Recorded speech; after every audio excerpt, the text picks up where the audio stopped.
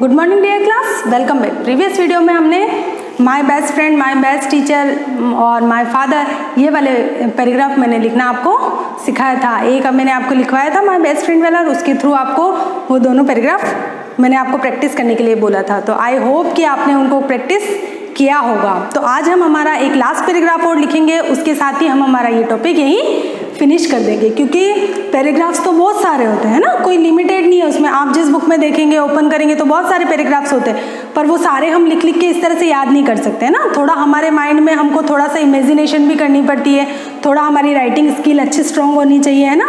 तो हम वो चीज़ें खुद भी अपने हिसाब से लिख सकते हैं ना। ये सारी चीज़ें होती किस लिए आपके कोर्स में, आपको स्टोरी लिखवाई, एप्लीकेशन लेटर्स और मेनली स्टोरीज, पैराग्राफ, ये सारी चीज़ें इमेजिनेशन से जुड़ी हुई होती है बहुत सारी, और कुछ रियल जो हमारे एक्सपीरियंसेस होते हैं उन पे बेस्ड होती है। तो अब आपको थोड़ा सा अपनी स्किल को और स्ट्रॉन्ग डेवलप करते हुए आपको छोटे छोटे सेंटेंस बना के आपको प्रैक्टिस करनी है, ठीक है। तो ये इनफ है मेरे हिसाब से, 6 आपको लिखवा चुकी हूँ। आज हम एक और लिख लेंगे, कंप्लीट कर लेंगे, तो 6 पैराग्राफ हमारे पास हो जाएंगे। तो आई होप कि इन 6 के बेसिस पे आप कुछ नए नए पैराग्राफ खुद अपने हिसाब से डेवलप करने की कोशिश करेंगे। कोई बात नहीं, अगर मिस्टेक्स आती है तो वो भी आपके लिए अच्छा है, क्योंकि है ना, हम मिस्टेक्स के बाद और अच्छा बेटर करते हैं उससे, ठीक है। तो ये प्रैक्टिस नहीं छोड़नी है आपको, और इसी से रिलेटेड कोई भी इंसिडेंट वगैरह जो भी आप लिखना चाहें वो रफ में लिख के एक जैसे अगर आपको लिखते हैं मैंने लिखा है उनसे रिलेटेड, तो आप खुद भी प्रैक्टिस करें। तो आज हम ये लास्ट माय स्कूल पे मैं आपको एक पैराग्राफ लास्ट लिखवा रही हूँ, फिर हमारा ये पैराग्राफ वाला टॉपिक हम यहीं पर फिनिश कर देंगे। My school,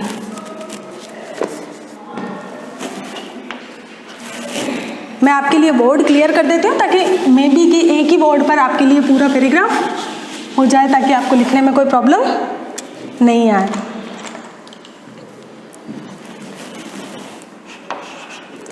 I study in Love-Kush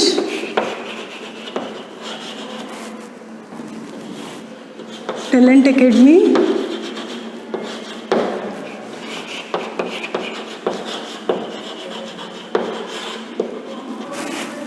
सबसे पहले आपको अपने स्कूल का नेम मेंशन करना है। उसके बाद जो सेकंड सेंटेंस हम लिखेंगे,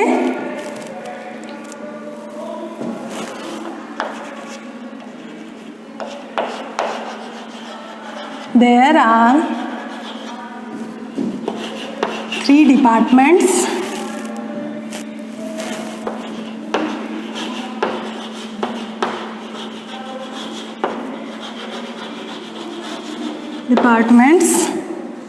in my school।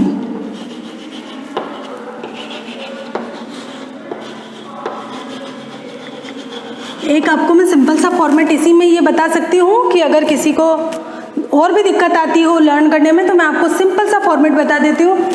यहाँ से सिर्फ ये देयर आर और इन माय स्कूल, इस लाइन को अगर आप याद रख लेंगे तो इसके बीच के जो वर्ड्स हैं वो चेंज करके आप ऑलमोस्ट आपका पूरा ये कंप्लीट हो जाएगा पैराग्राफ। कैसे? देयर आर, जितने भी कुछ आप नंबर्स लिखे, rooms in my school, there are a garden in my school, there are 2 playgrounds in my school, there are a library, there is. अगर सिंगुलर में फॉर्म में लिख रहे हो तो इज लिखना है, प्लूरल फॉर्म में लिख रहे हो कोई चीज़, तो अगर नाउन प्रोनाउन कोई प्लूरल है ना, यहाँ जैसे 3 डिपार्टमेंट्स आ रहा है तो हमने देयर आर लिखा है। और अगर किसी एक चीज़ के लिए आप लिख रहे हो, सिंगुलर वर्ड के लिए लिख रहे हो, तो इज लिख कर आप इसको कंटिन्यू कर सकते हो ना। There is a library in my school, there is a garden in my school, there are 2 playgrounds in my school, ठीक है। तो ये आपको एक सिंपल फॉर्म में मैंने आपको ये बताया है कि आपको अगर नहीं भी लर्न होता है तो लर्न करने की ज़रूरत भी नहीं है, इसको सिंपली आप इसको बिना लर्न किए भी लिख सकते हैं, ठीक है। तो हमारा जो नेक्स्ट वाला सेंटेंस है, I read in upper primary department,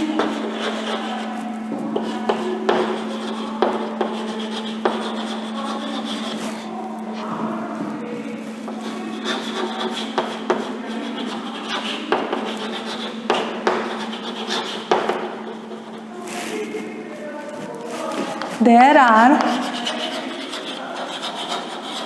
70 teachers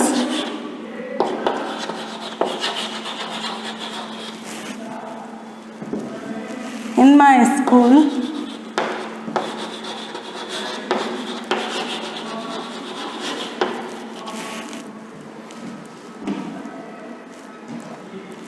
there are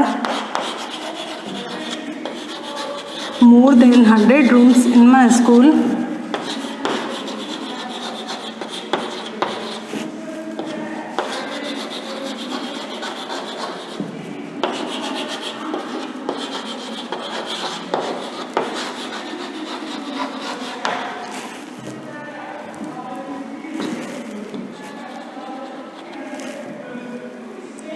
All the rooms are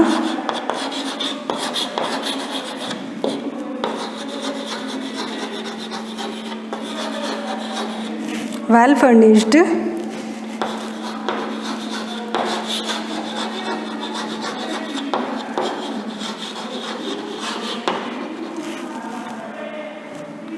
There is a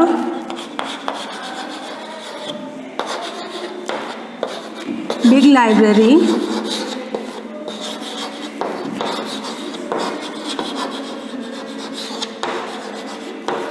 in my school.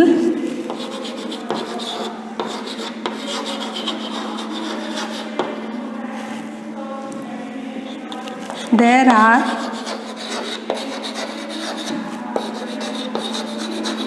many different kinds of books in the library.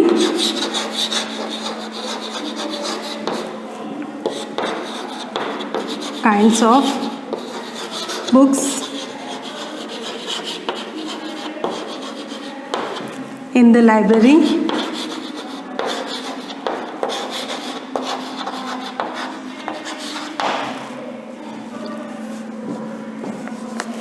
We read books in our vacant period.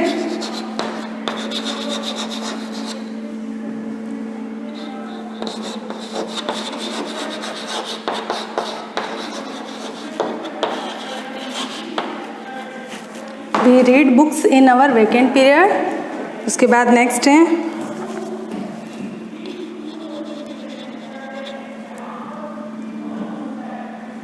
there are 2 playgrounds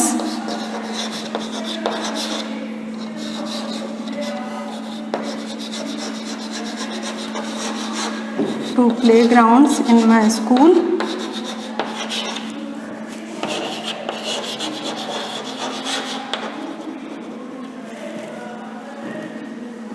We play games in the evening. यहाँ से शायद आपको नज़र नहीं आएगा, हम ऊपर continue करते हैं. एक बार देख लीजिए सारे. स्क्रीनशॉट लेना चाहें तो ले सकते हैं आप, फिर मैं इरेज कर देती हूँ उसको.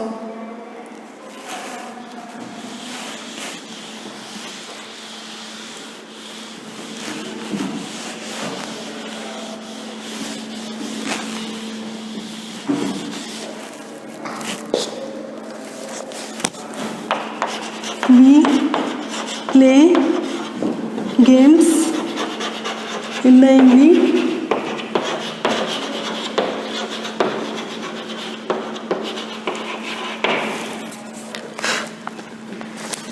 Our headmistresses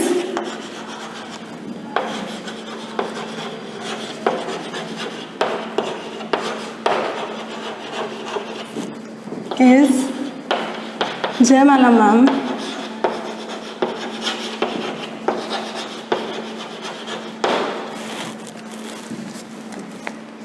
She maintains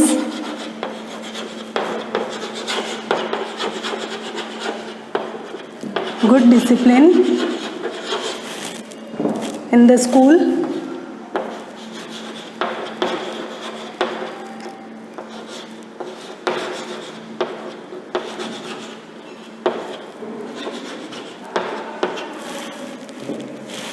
In the school, I like my school.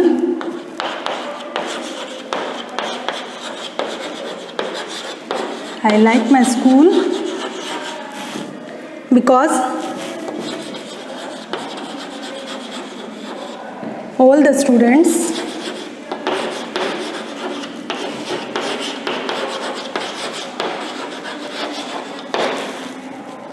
get good education there.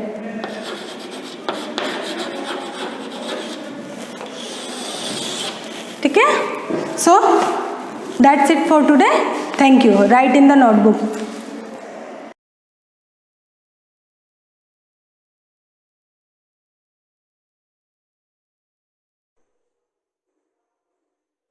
Good morning dear students, how are you. पिछली क्लास में हमने अव्यय पढ़ा था। उसमें पढ़ा था कि अव्यय के कितने भेद होते हैं? 4 भेद होते हैं। मुख्य रूप से 4 होते हैं, अन्य भेद 5वां निपात होता है। 4 भेदों में से फर्स्ट भेद पढ़ा था हमने क्रिया विशेषण, जो क्रिया की विशेषता होता है। वे अव्यय शब्द क्या कहलाते हैं? क्रिया विशेषण कहलाते हैं। और हमने ये भी पढ़ा था कि अव्यय जो है वो क्या होते हैं? लिंग, वचन, काल, पुरुष आदि से प्रभावित या परिवर्तित नहीं होते। आज हम इसी का पार्ट 2 पढ़ेंगे। हमने पिछली क्लास में क्रिया विशेषण की 4 भेद है वो आपको अच्छी तरीके से समझ में आ गए होंगे। यानी जो क्रिया की विशेषता बताए कौन कौन सी, उसके समय की विशेषता बताए तो कालवाचक क्रिया विशेषण, उसके स्थान की विशेषता बताए क्रिया की तो स्थानवाचक क्रिया विशेषण अव्यय, फिर रीति की बताए तरीका बताए तो रीतिवाचक क्रिया विशेषण अव्यय। इस तरीके से हमने इसके 4 भेद पढ़े थे। आज हम पढ़ने वाले हैं एक चौथा भेद कौन सा था? परिमाणवाचक विशेषण, वो भी हमने पढ़ा था।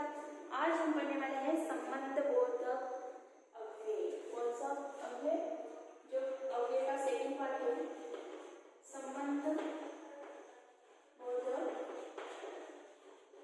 अव्यय।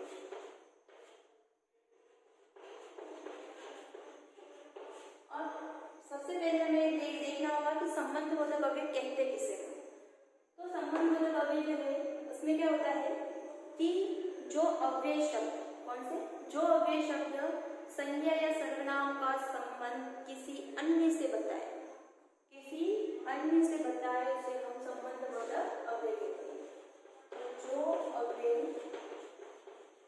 शब्द, संबंध कौन बताएंगे? अव्यय शब्द। जो अव्यय शब्द संज्ञा या सर्वनाम का संबंध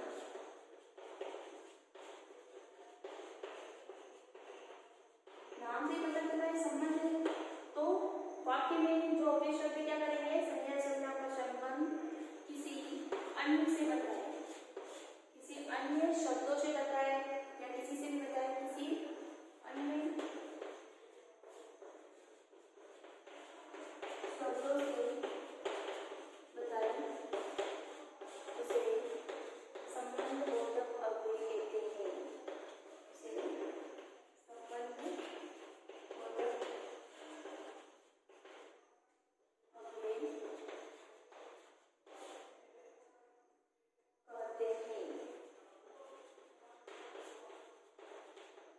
नोटबुक लेके बैठो साथ में, नोटबुक में इस परिभाषा को नोट कर लो। संबंधबोधक अव्यय क्या है? वे अव्यय शब्द जो संज्ञा या सर्वनाम का संबंध किससे बताए? किसी अन्य शब्द से बताए उसे हम संबंधबोधक अव्यय कहते हैं। और क्रिया विशेषण में क्या था? वे अव्यय शब्द जो संज्ञा, वहाँ संज्ञा सर्वनाम में क्रिया का संबंध क्या था? वहाँ पे क्रिया का संबंध बता देते हैं और क्रिया विशेषण था। अब इसमें हम उदाहरण दे देते हैं ताकि हमें और अच्छे तरीके से समझ में आ जाए। जैसे कि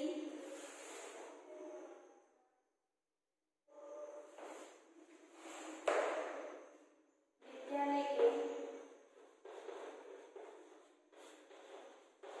चारों ओर दीवार है।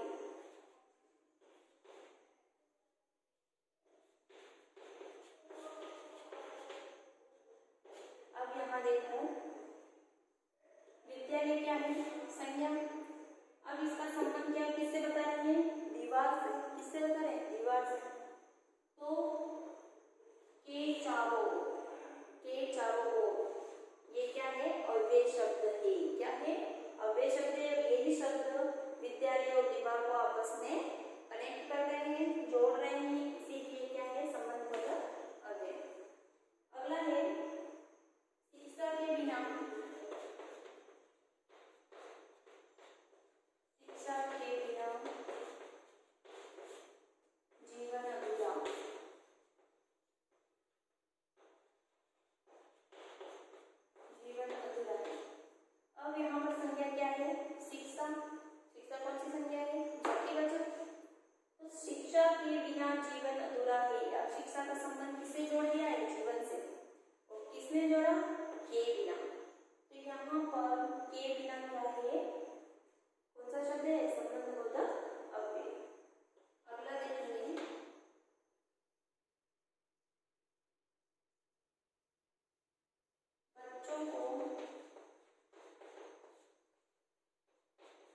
पढ़ाने के बराबर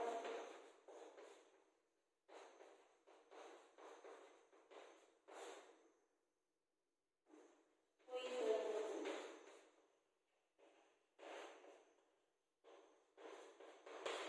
अब यहाँ देखो, बच्चों को पढ़ाने के बराबर कोई दर नहीं है। बच्चे कौन सी संज्ञा है? जातिवाचक। पढ़ाना कौन सी संज्ञा है? भाववाचक। और इन दोनों का संबंध, ये दोनों संज्ञा है, इन दोनों का संबंध किससे जुड़े हैं? धर्म से। किसके कौन से शब्द से? के बराबर। देखिए के बराबर क्या है? संबंधबोधक अव्यय। समझ में आ रहा है आपको? अगला है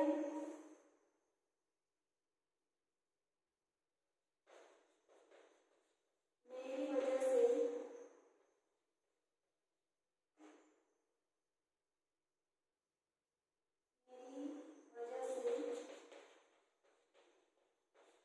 किसी को दुख ना हो।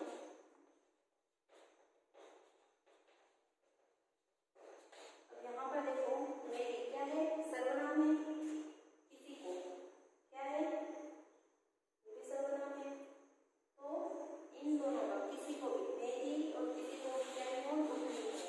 इन दोनों को आपस में जोड़ रहा है, संबंध स्थापित कर रहा है, वजह। तो यहाँ पर ये वजह भी क्या है? संबंधबोधक अव्यय है। और उदाहरण देख लेते हैं हम।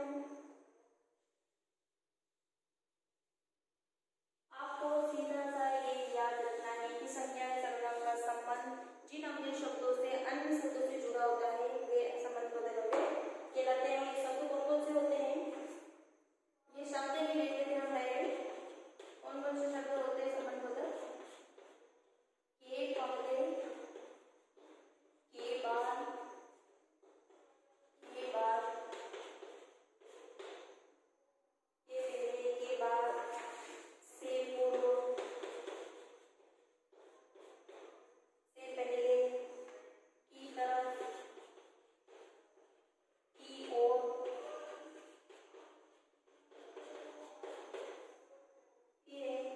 के सहारे। हम विद्या के सहारे आगे बढ़ सकते हैं।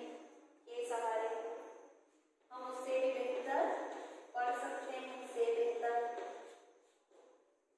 फिर की भांति हम उसकी भांति फर्स्ट आ सकते हैं। के तुल्य, के सम हम उसके संग आगे बढ़ सकते हैं। के साथ, के विषय। तो जिन शब्दों के साथ क्या लगा हुआ हो? वाक्य की, रारेवी, नानेवी, के ये लिख करके क्या आ जाए? समय बताए पहले, बाद में, या दिशा बताए पूर्व, पश्चिम, उत्तर, दक्षिण, या उधर बताए इस तरफ और। तो जहाँ पर के लिखा हुआ आए वहाँ संबंधबोधक अव्यय होता है। जल के बिना जीवन असंभव है। तो जल और जीवन दोनों के बीच में क्या आ रहा है? के बिना।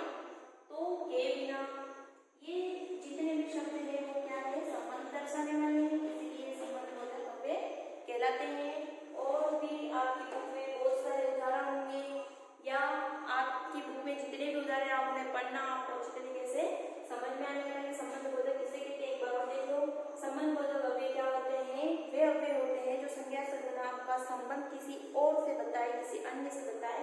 और वो शब्द कौन से? के पहले, के बाद, के पूर्व, की तरफ, की ओर, के सारे, के संग। ये आदि शब्द कौन से कहलाते हैं? संबंधबोधक अव्यय कहलाते हैं। आप अपनी नोटबुक में से नोट कर सकते हो ताकि आप एग्जाम के टाइम में इसे पढ़ो तो आपको अच्छी तरीके से समझ में आ जाए। Thank you so much.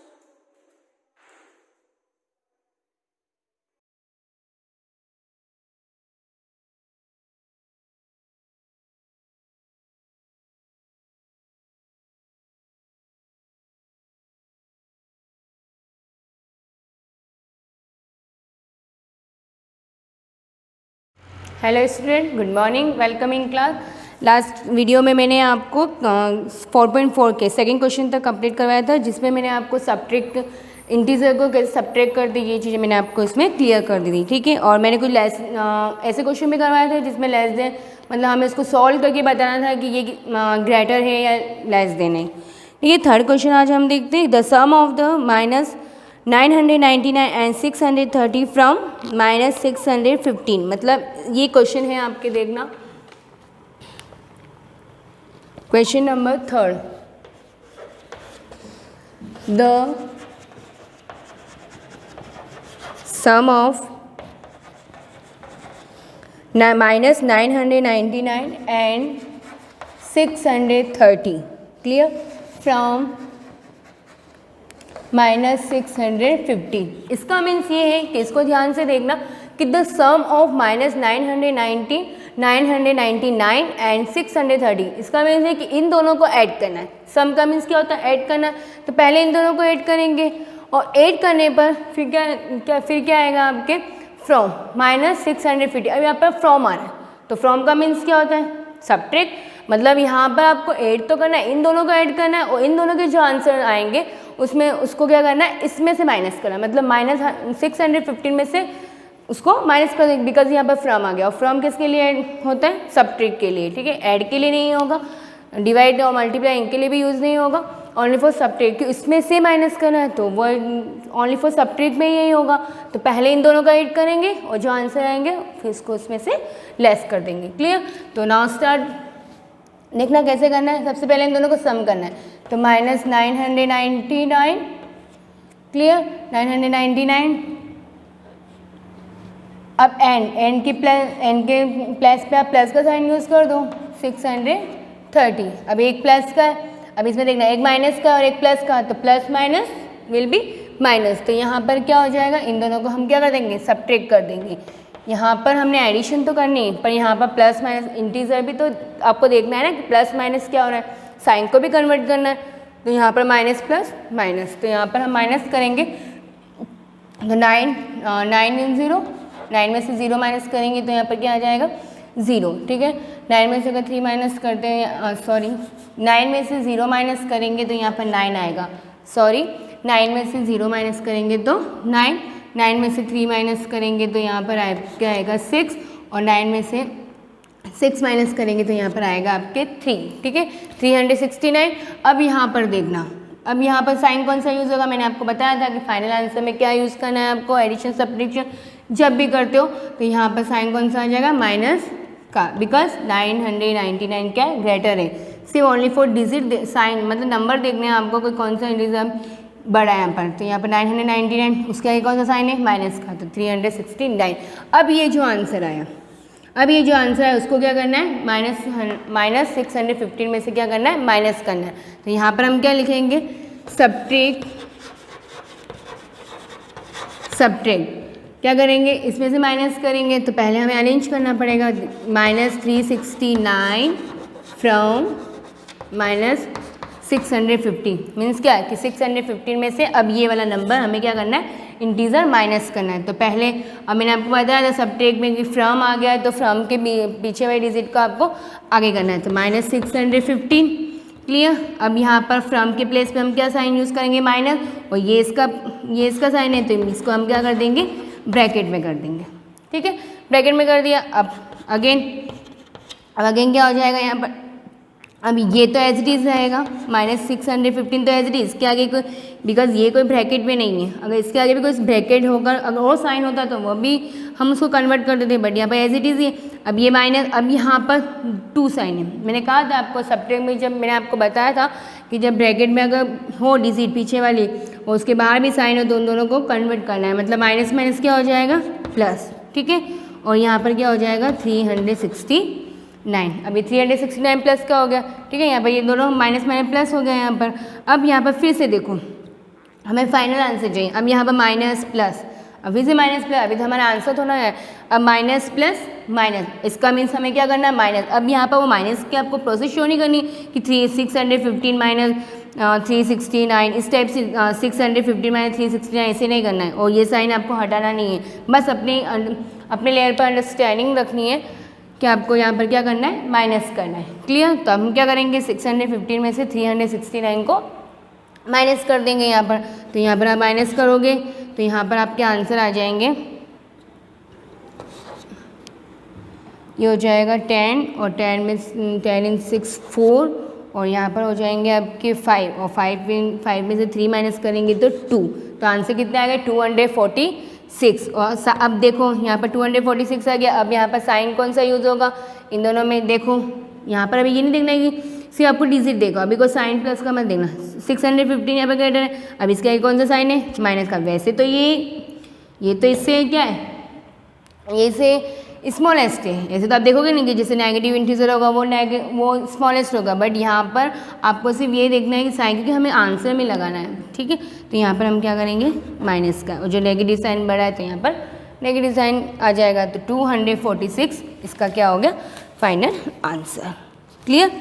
ये ऐसे ही आप बी वाला क्वेश्चन देखो, the sum of the -350 and 230 from the sum of the -136 and -633। तो इसमें आप क्या करोगे, पहले जो भी -350 एंड -230 इन दोनों का आप पहले सम करोगे, ठीक है। पहले जैसे हमने किया था यहाँ पर, अब बाद में भी आपको सम दे रखा है कि सम ऑफ 136 एंड -633, तो उन दोनों का भी सम करना, और उन दोनों के जो आंसर आएंगे पहले वाले के और सेकंड वाले के, उन दोनों के जो आंसर आएंगे उनको आपको क्या करना है सब्ट्रैक्ट करना है, क्योंकि उन दोनों के बीच में फ्रॉम लिख रखा है।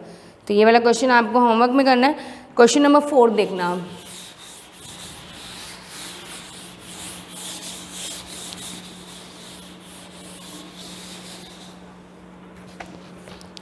इस क्वेश्चन नंबर आपके है 4, 8 माइनस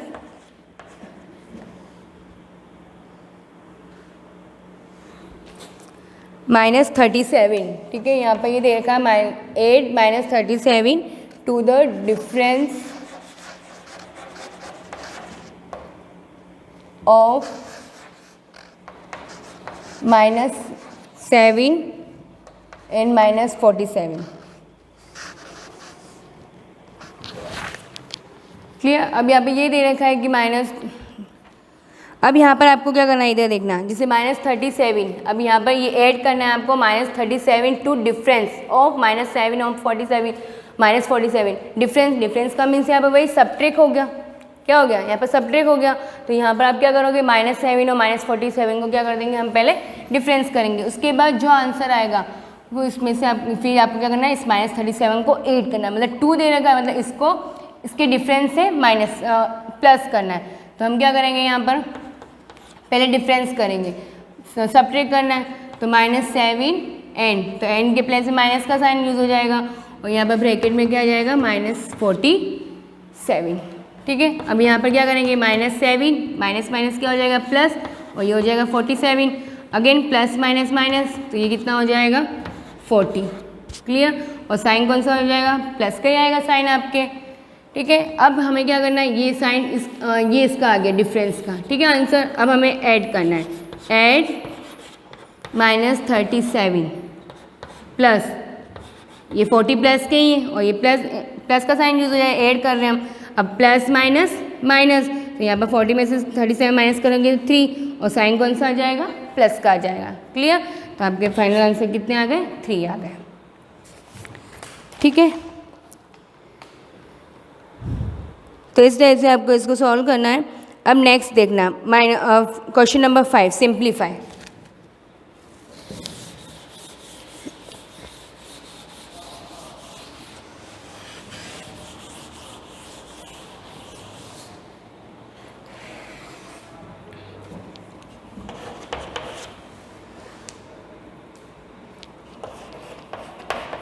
$59 माइनस स्मॉल ब्रैकेट, देखो कर्ली ब्रेसेस है, यहाँ पर 59 दे रहा है, ठीक है। फिर माइनस ब्रैकेट में दे रखा है -6, ठीक है। उसके कर्ली ब्रेसेस क्लोज हो गया, plus again curly braces open, minus, फिर ब्रैकेट में आपके -7 दे रखा है, हाँ सॉरी 17 दे रखा है यहाँ पर 17 है, ठीक है। और फिर क्लोज कर्ली ब्रेसेस। अब इसमें देखना क्या करना है, पहले इन दोनों को सॉल्व करना है, ठीक है। पहले इन दोनों को सॉल्व करना है, इधर इस दोनों को सॉल्व करना है, ठीक है। दोनों कर्ली ब्रेसेस, ठीक है, दोनों कर्ली ब्रेसेस को सॉल्व करेंगे, और देन इनके मीडियन में प्लस का साइन है। इसका मीन्स क्या हो रहा है कि पहले इन दोनों का सॉल्यूशन करके जो भी आंसर आएगा उन दोनों को आपको क्या करना है ऐड करना है, ठीक है। हमें पता है कि बोर्ड मास में हमने पढ़ा है कि पहले हम ब्रैकेट सॉल्व करेंगे, ठीक है। तो यहाँ पर पहले ब्रैकेट सॉल्व करेंगे, तो ब्रैकेट कौन सा हमारे कर्ली। अब इसको सॉल्व करो, ठीक है। अब यहाँ पर सॉल्व करेंगे, देखो सबसे फर्स्ट 59 एज इट इज़। अब यहाँ पर 2 साइन है, माइनस माइनस ब्रैकेट रिमूव करना है यहाँ पर ये स्मॉल वाला, तो माइनस माइनस क्या हो जाएगा प्लस, तो 59 + 6, ठीक है। इसको एक बार एज इट इज़। अब यहाँ पर प्लस, दोनों को साथ साथ में ही करना है। 13, यहाँ पर 13 ही दे रखा है ना आपके, यस 13। अब यहाँ पर भी माइनस माइनस प्लस हो जाएगा और ये हो जाएगा 17, कर्ली ब्रेसेस क्लोज। अब यहाँ पर ये 59 और 6 को प्लस करना है, तो ये हो जाएंगे आपके 65। कितने हो जाएंगे 59 + 6 कितने होते हैं 65। अब ये ब्रैकेट रिमूव, तो ये इन दोनों का आंसर आ गया 65, ठीक है। अब प्लस का साइन ये मिडिल में एज इट इज़ रहेगा। अब 13 और 17, 13 और 17 कितने होते हैं, ये हो जाएंगे आपके 30। कितने हो जाएंगे 30। अब इन दोनों को आपको क्या करना है, ऐड करना है। 65 और 30 हो जाएंगे आपके 95। कितने हो जाएंगे 95। तो इस टाइप से आपको इसमें ये सॉल्यूशन करना है। Same as it is B वाला, देखो बी वाला भी सेम ऐसे ही है, सेम एज इट इज़ ही आपको ऐसे प्रोसेस करनी है। तो बी वाला आपके होमवर्क है, क्लियर। अब नेक्स्ट क्वेश्चन आपको 6 जो है ट्रू फॉल्स स्टेटमेंट है, वो मैं आपको नेक्स्ट क्लास में कंटिन्यू कराऊंगी, ठीक है। मैं आपको नेक्स्ट क्लास में सॉल्यूशन करेंगे। 3 क्वेश्चंस और हैं एक्सरसाइज के, और नेक्स्ट क्लास में हम कर लेंगे, ठीक है। Thank you.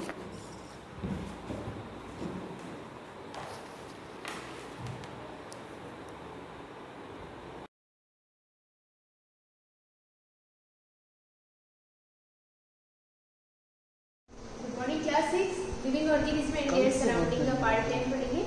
पार्ट 9 में हमने हैबिटेट स्टार्ट किया था, टाइप्स ऑफ हैबिटेट। उसमें से भी एक्वेटिक हैबिटेट यानी कि वाटर वाला जो हैबिटेट था वो पढ़ लिया था हमने। एक होता है फ्रेश वाटर और एक होता है मैराइन वाटर। यहाँ पे उसका एग्जांपल देख लेते हैं हम। फ्रेश वाटर में कुछ एग्जांपल है जैसे यहाँ देखिए, ये चीज़ मैंने रीड कर ली थी आपको। एक्वेटिक हैबिटेट जैसे कौन से होते हैं, तो इसके अंदर कौन कौन से इंक्लूड होते हैं, ocean, seas, river, pond, lake, pool etcetera. Seas and ocean saline and salty water जिसके अंदर होता है यानी खारा पानी जिसको बोल सकते हैं, उस हैबिटेट को हम क्या बोल सकते हैं, marine habitat. The organism living there called marine organism. और ऐसे हैबिटेट में रहने वाले ऑर्गेनिज्म में मैराइन ऑर्गेनिज्म कहलाएंगे, जैसे whale, seal, turtle, starfish, shark आदि एक्सेट्रा आर मैराइन एनिमल्स। ये सारे मैराइन एनिमल्स वो एनिमल है जो सॉल्टी वाटर में ही सर्वाइव कर सकते हैं, वो फ्रेश वाटर में नहीं कर पाते। और फ्रेश वाटर कौन सा होता है, pond, pool, lake and river, जो पीने योग्य हो सकता है जिसके अंदर सॉल्ट अमाउंट नहीं होता, वो फ्रेश वाटर है, ठीक है। टेरेस्ट्रियल हैबिटेट स्टार्ट करते हैं। टेरेस्ट्रियल का मतलब है लैंड से रिलेटेड होता है। It comprises various land habitat which have the best living condition due to great variation in environmental factor, mainly temperature, availability of water and so great variety of organism is seen on land. पानी की बात करें तो aquatic habitat को सिर्फ 2 part में divide कर सकते हैं। फर्स्ट हमारा फ्रेश वाटर और सेकेंड हमारा मैराइन, ठीक है। लेकिन टेरेस्ट्रियल की बात करें तो यहाँ पर बहुत डिफरेंस हो जाता है। ज़मीन लैंड की बात करें पर कौन सी ज़मीन, ठंडे इलाके वाली, गर्म इलाके वाली, ग्रासलैंड वाली, रेन फॉरेस्ट वाली, तो बहुत ज़्यादा वेरिएशन हमको देखने को मिल सकता है। जैसे यहाँ लिखा है terrestrial habit can be further divided into various habitat. Some of them are as follows, desert, grassland, rain forest और टूंड्रा। डेजर्ट जो कि रेतीला इलाका होता है जहाँ पर सैंडी एरियाज ज़्यादा होता है, हॉट और ड्राई वेदर होता है। ग्रासलैंड जहाँ पे बहुत ज़्यादा फ्लोरा और फौना पाया जाता है। बता देती हूँ मैं यहाँ पे, जैसे थर्ड है हमारा रेन फॉरेस्ट जहाँ पे बारिश भी ज़्यादा होती है, फॉरेस्ट एरिया भी ज़्यादा होता है। टूंड्रा जहाँ पर एक्सट्रीमली कोल्ड होता है। तो ये शॉर्ट में है इनका इंट्रोडक्शन। अब डेजर्ट जिसे दे रखा है, receive very little rainfall and are hot and dry, जहाँ पर हॉट और ड्राई वेदर होता है और जहाँ पर रेन जो होती है वो बहुत ही लिटिल अमाउंट में होती है। कैक्टी यानी cactus and camels are the major fauna and flora in desert region. Fauna and flora 2 term है ना। फौना का मीनिंग है किसी पर्टिकुलर एरिया में रहने वाले एनिमल्स की संख्या, number of animals in particular area, इसको बोलते हैं फौना। और फ्लोरा मतलब, फ्लोरा का मीनिंग लर्न करो आप फ्लावर से। फ्लावर किसके ऊपर होते हैं, प्लांट के ऊपर।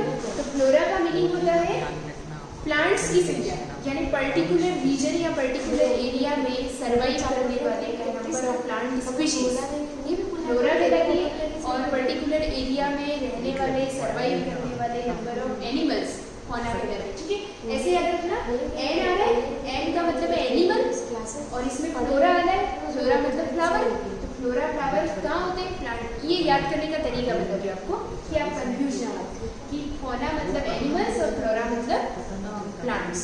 तो जहाँ पे जितने जो होते हैं यहाँ बता दिए, इसके दो एग्जाम्पल दिए, एक फ्लोरा का दे दिया तो एक फौना का दे दिया। वहाँ पर डेजर्ट एरिया में जैसे कैक्टस उगता है, और फौना की बात करो तो कैमल वहाँ पर सर्वाइव कर सकता है। नेक्स्ट है यहाँ पर ग्रासलैंड, यहाँ पे ग्रासलैंड का डायग्राम ये दे रखा है, ये वाला है desert area.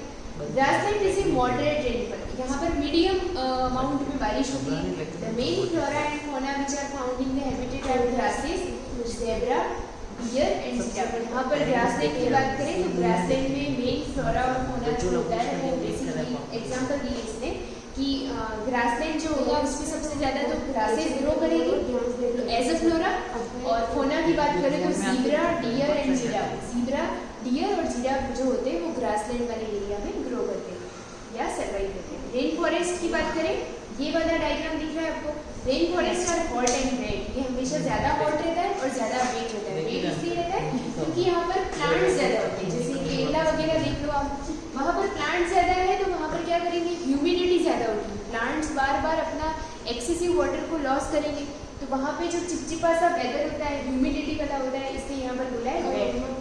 They receive plenty of rain, वहाँ बारिश भी होती है। Monkey, snake, lizard and various animals survive in rain forest. यहाँ पर बहुत सारे एनिमल, बहुत वैरायटी में एनिमल सबसे ज़्यादा आपको यहाँ पे इस एरिया में दिखेंगे। रेन फॉरेस्ट में बहुत सारे एनिमल यहाँ पर सर्वाइव करते हैं, जैसे मंकीज, बहुत सारे स्नेक्स, लिजर्ड एंड वेरियस यहाँ पे, ठीक है। टुंड्रा क्या होता है तो आपको दिख रहा है, जो पोलर रीजन होता है जहाँ पर बहुत ज़्यादा बर्फ होती है, स्नोई एरिया होता है। तो tundra region is extremely cold, बहुत ज़्यादा ठंडा, and is covered with snow through out the year. पूरे साल भर जो स्नो यानी बर्फ से ढका हुआ रहता है वो टुंड्रा कहलाता है।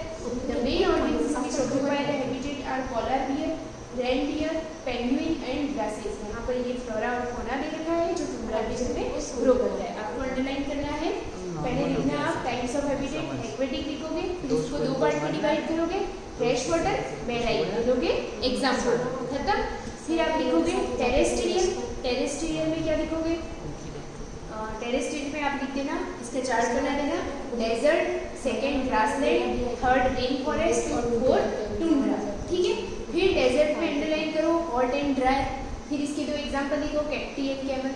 फिर सेकेंड लिखोगे ग्रासलैंड, तो उसके अंदर लिखोगे मॉडरेट रेन, फिर उसके अंदर ये सारे एग्जाम्पल आ जाएंगे, सेम एज रेन फॉरेस्ट में plenty of rain, hot and wet, और फिर ये एग्जाम्पल, इसमें आ जाएगा एक्सट्रीमली कोल्ड, और फिर लास्ट में आ जाएंगे इसके 3 एग्जाम्पल। ये आपके बनते हैं नोट्स। अब आ जाते हैं next, adaptation in plants.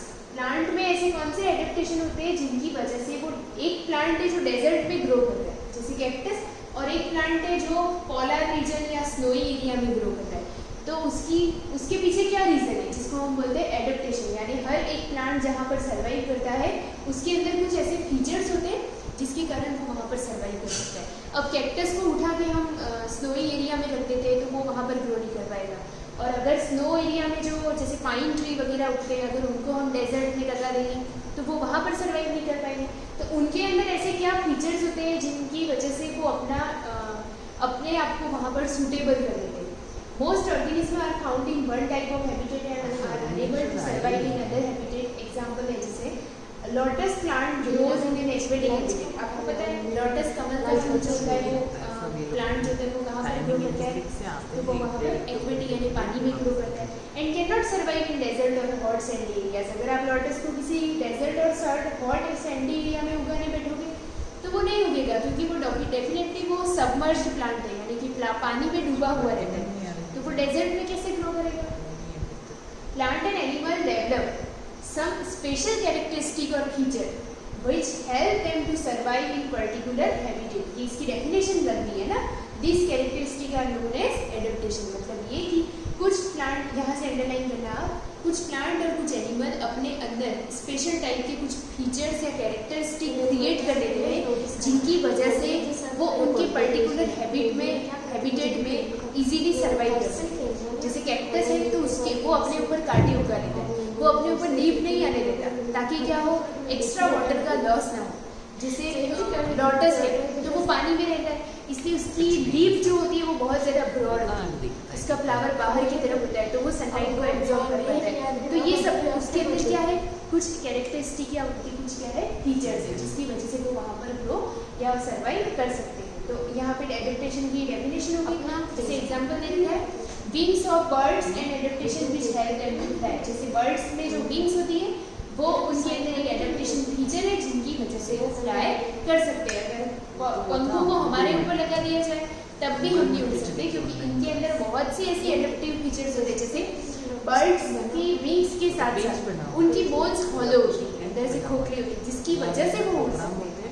Adaptation in plant having various habitat are as follows. यहाँ पे हैबिटेट को डिवाइड कर दिया है इसने, प्लांट की बात कर रहे हैं इसलिए सबके पीछे क्या आएगा, PHYTES आ रहा है। हाइट्स का मीनिंग होता है प्लांट्स, हाइड्रो मीन्स वाटर, तो वाटर में उगने वाले plant hydrophytes, mesophytes, xerophytes. Xerophytes मतलब जहाँ पे पानी का अमाउंट बहुत ही जीरो लेवल पे होता है, जीरोफाइट्स। और फिर इसके बाद है माउंटेनियस प्लांट। तो यहाँ पे फाइट्स का मीनिंग है प्लांट, जहाँ पे जो प्लांट सर्वाइव करता है उसके हैबिटेट के अकॉर्डिंग उनको टर्म दी जाती है। जैसे हाइड्रोफाइट्स वो प्लांट है which grows in watery place, जो पानी में ग्रो करते हैं, which remain very wet throughout the year, जहाँ पर बहुत ज़्यादा आर्द्रता बनी रहती है, humidity. Some aquatic plants remain submerged in water. कुछ प्लांट ऐसे होते हैं जो पानी में सबमर्ज्ड होते हैं यानी डूबे हुए होते हैं, और कुछ होते हैं जो फ्लोट करते हैं। जैसे सबमर्ज्ड कौन से, हाइड्रिडा और मेलिस्नेरिया, और फ्लोट कौन करते हैं तो वाटर में लोटस और लिली। अब मीजोफाइट्स के बाद आगे का हम नेक्स्ट क्लास में कंटिन्यू करेंगे। आप यहाँ तक के इसके नोट्स बना देना एडेप्टेशन इन प्लांट्स में हाइड्रोफाइट्स। Thank you.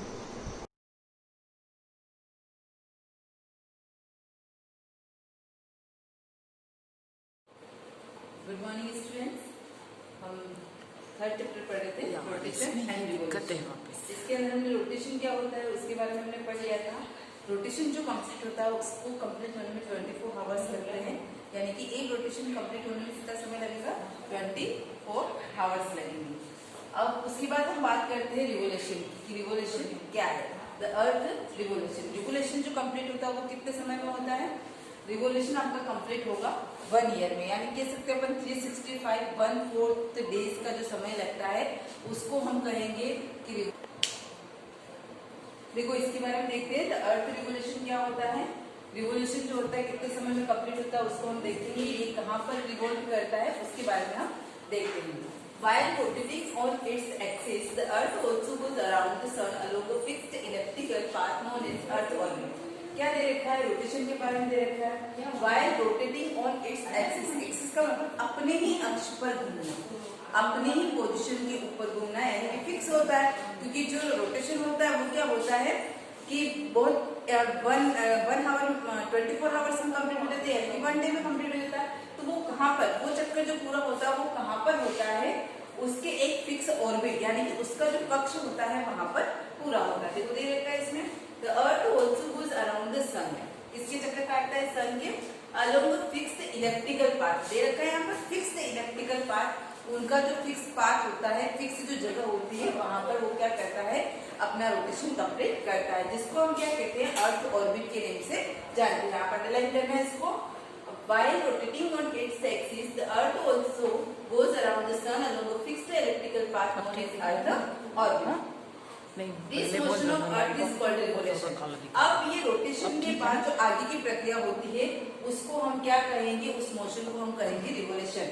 अगर आप लोगों से पूछा जाता है व्हाट इज रिवोल्यूशन, तो ये 2 लाइंस की जो डेफिनेशन दे रखी है इसका आंसर हो जाएगा कि रिवोल्यूशन क्या है। तो ये पूरा लिखना पड़ेगा आपको, यहाँ से वाइल के यहाँ से लगाकर कॉल्ड रिवोल्यूशन। दिस मोशन, यह जो मोशन होता है, यह जो गति होती है, इसको हम क्या कहते हैं, रिवोल्यूशन कहते हैं। The earth revolve around the sun in an anti-clockwise direction and takes around 365 1/4 days or 1 year to complete one revolution. तो क्या रहता है, समझना इस चीज को। The earth revolve around the sun in anti-clockwise direction. आपकी क्लॉक जो घूमती है वो किस डायरेक्शन में घूमती है, इस तरह से घूमती है, और ये जो चलता है वो इस एंगल से चलेगा, उसी को हम कहेंगे anticlockwise direction. And takes around 365 1/4 days. और कितना समय लगता है? 365 1/4 डेज और 1 year to complete one revolution, यानी कि एक रिवोल्यूशन को कंप्लीट होने में कितना समय लगता है? 365 1/4 डेज, या हम कह सकते हैं 1 year. Hence it is also called the annual motion of the earth। इसको हम क्या कहेंगे? एनुअल मोशन भी कह सकते हैं। एनुअल मोशन का मतलब वार्षिक गति। एनुअल का मतलब क्या होता है? ईयरली, तो इसको हम वार्षिक गति भी कह सकते हैं। The earth revolve around the sun because of gravity, the pull between the sun and the earth। क्या दे रखा है? अर्थ रिवॉल्व अराउंड द सन। अर्थ सन के जो चारों ओर घूमती है, अराउंड चारों ओर घूमती है, बिकॉज ऑफ ग्रेविटी। किस कारण से? ग्रेविटी के कारण। मैंने पहले ही बताया था ग्रेविटी क्या होता है? खींचने की शक्ति, गुरुत्वाकर्षण की शक्ति होती है। The pull between the sun and the earth, जो सन और अर्थ के बीच में होती है। इस कारण से अर्थ प्लेनेट क्या करता है? सन के चारों ओर राउंड लगाता है।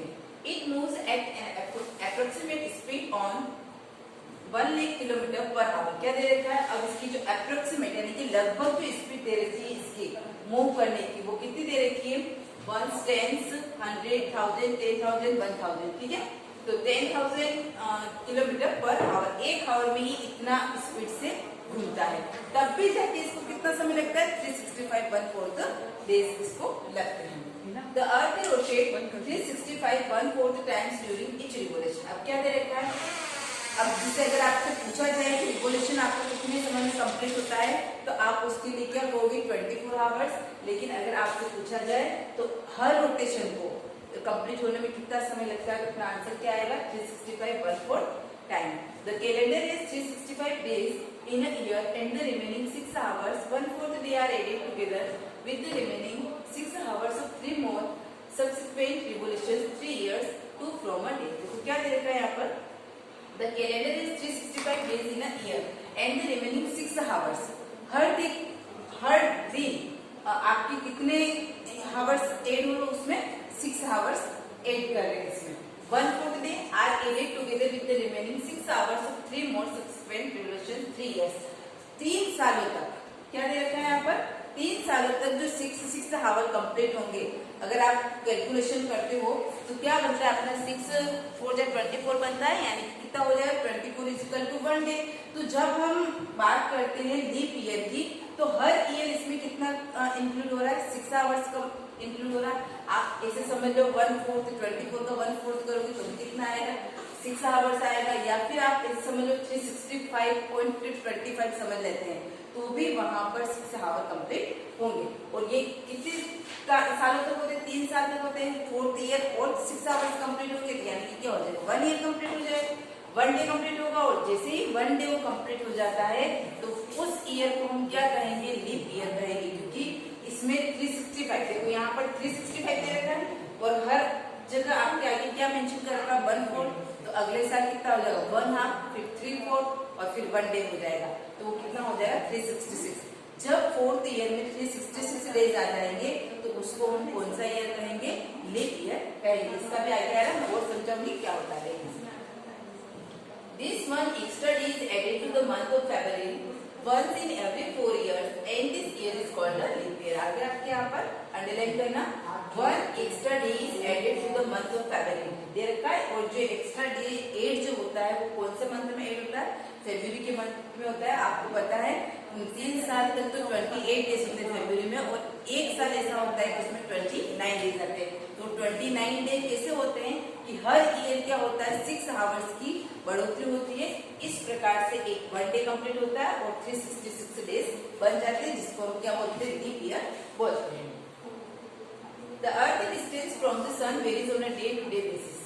When it is closest to the sun, it is said to be a perihelion. Peri means near and helion means the sun। देखो क्या दे रखा है? The earth distance from the sun varies to day-to-day basis। जो दिन जो उसकी गति होती रहती है, उस बेस पर पृथ्वी क्या होती है? सन के पास जाती रहती है। When it is closest, जब पास में जाती है to the sun, सन के पास में जाती है, it is said to be perihelion। उसको हम क्या कहेंगे? पेरिहिलियन। पेरी का मतलब क्या होता है? नियर, या नियर का मतलब पास, हिलियन मींस सन। सन के पास में जो अर्थ प्लेनेट जाएगा उसको, उस पोजीशन को हम कहेंगे perihelion. This happen around January 3rd when the earth is a distance of, अब कितना दे रखा है इसमें 14,78,98,074 किलोमीटर। फिर it's farthest distance from the sun, the earth is said to be aphelion. क्या दे रखा है यहाँ पे? दो कंडीशन दी, जब अर्थ प्लेनेट सन के पास होगा तो उस पोजीशन को हम कहेंगे पेरिहिलियन, और जब अर्थ प्लेनेट सन से दूर होगा तो उस पोजीशन को हम कहेंगे aphelion. Ap means away, from and helion means the sun, यानी कि सन के दूर होना। This happens around July 4th when the earth is a distance कितना देगा 15,20,97,701 किलोमीटर। अब ये जो पोजीशन आती है, अगर आप लोगों से पूछा जाए कि पेरिहिलियन की पोजीशन कब आती है तो आंसर क्या होगा अपना 3rd जनवरी, और अपहिलियन की जो पोजीशन आती है वो कब आती है तो आंसर क्या होगा अपना 4th जुलाई। ठीक है, तो ये आपको ध्यान रखना है कि ऐसे छोटे छोटे क्वेश्चन पूछे जाते हैं। पेरिहिलियन की पोजीशन कौन सी होती है, अपहिलियन की पोजीशन क्या होती है, उसके बारे में हम बता सकते हैं। तो हमको ये एग्जैक्ट डेट ये रहती है, चेंज नहीं होती है, कि ऐसा नहीं होता है कि कभी इस साल में 3 जनवरी का, कभी 4 जनवरी को हो जाएगी, 5 जनवरी, ऐसा नहीं होता है, क्योंकि उसके जो अर्थ प्लेनेट के जो राउंड करने की जो स्थिति होती है वो सेम होती है, ऐसे चेंज नहीं होती। कभी ऐसा नहीं होता है कि किसी ईयर में 367 डेज हो जाए, किसी में 380 हो जाए, ऐसा नहीं होता है। जो फिक्स टाइम होता है उसी के अकॉर्डिंग उसका रिवोल्यूशन और रोटेशन चलता रहता है। नेक्स्ट पॉइंट दे रखा है इसमें लीप ईयर। क्या होता है देखो leap year? Since a year has been designed at 365 days, a day is added every 4 years to allow it to catch up to the solar year. That is called a leap year and occurs on year divisible by 4. The extra day in a leap year is added in February. क्या दे रखा है इसमें? मैंने आप लोगों को इससे समझा दिया।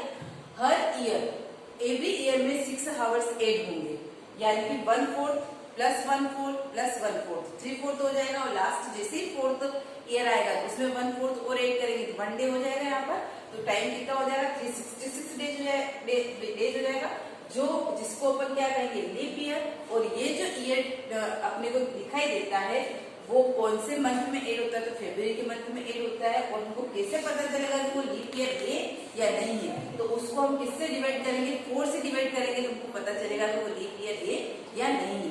अब 4 से डिवाइड करने पर भी आप लोग को ये पता होना चाहिए कि एग्जैक्ट 4 से डिवाइड हो रहा है या नहीं हो रहा है। अब इसमें आपको कंडीशन भी बता रखी, देखो actually the period is slightly less than 365.25।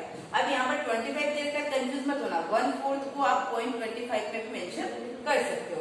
Thus, a leap year is any year divisible by 4 except for years that are divisible by 100 and are not divisible by 400.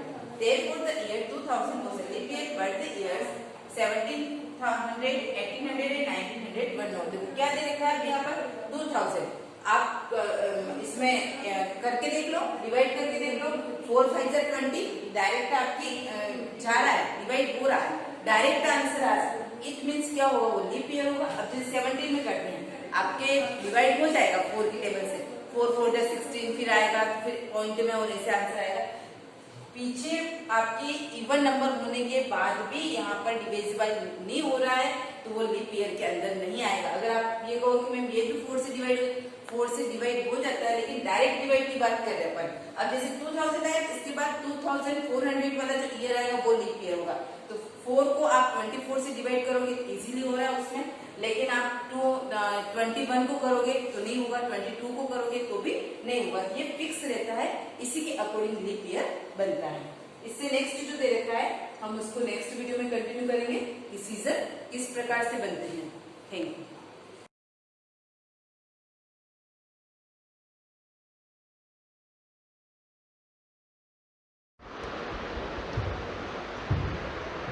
Good morning students. पिछली class में हमने बूझो और पहेली का झगड़ा देखा। दोनों बेंच के लिए झगड़ रहे थे कि तूने मेरा ज़्यादा हिस्सा ले लिया, मेरे को बैठने की जगह नहीं मिली।